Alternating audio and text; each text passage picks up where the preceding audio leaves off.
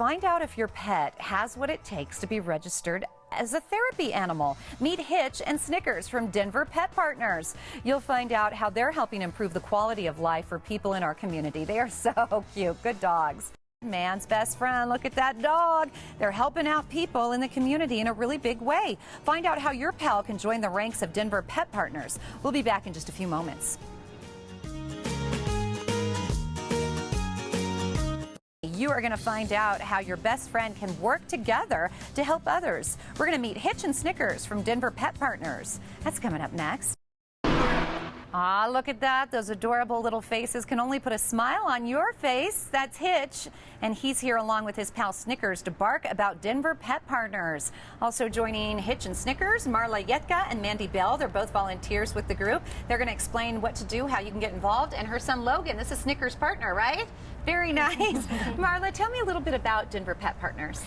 Denver Pet Partners, we're a local nonprofit organization. We've got about 125 volunteers that work with their own pets all over the Denver metro area. We're part of a larger organization, National Pet Partners, which has 10,000 therapy volunteers.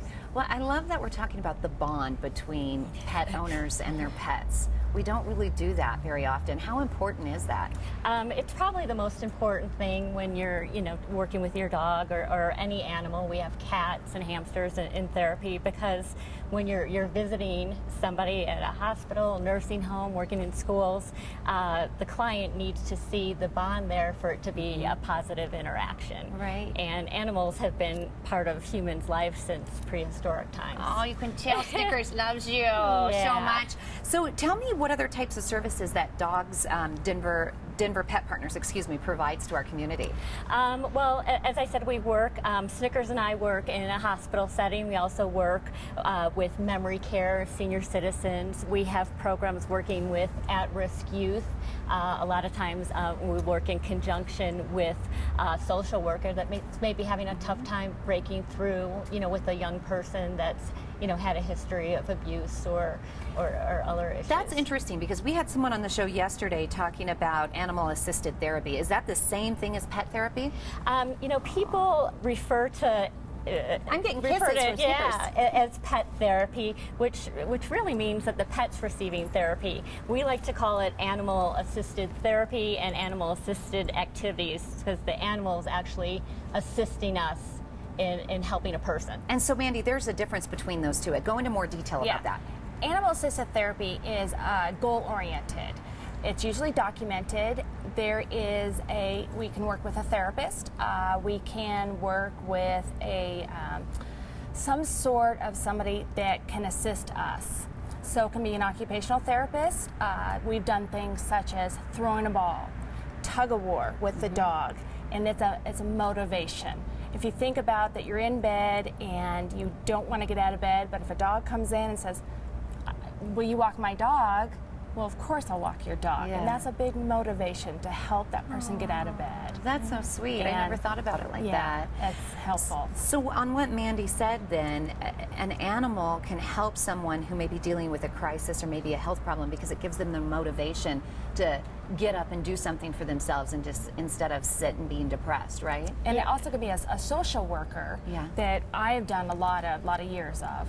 And that it puts that social worker, the child, and the dog, it puts everybody together, and it brings that child out. So it built an instant rapport with between the social worker and the client sometimes. And a lot of times people don't even realize that they're participating in therapy. They're just having or fun. That they're progressing. They just see a dog in the room and they forget what their troubles are or why they're there.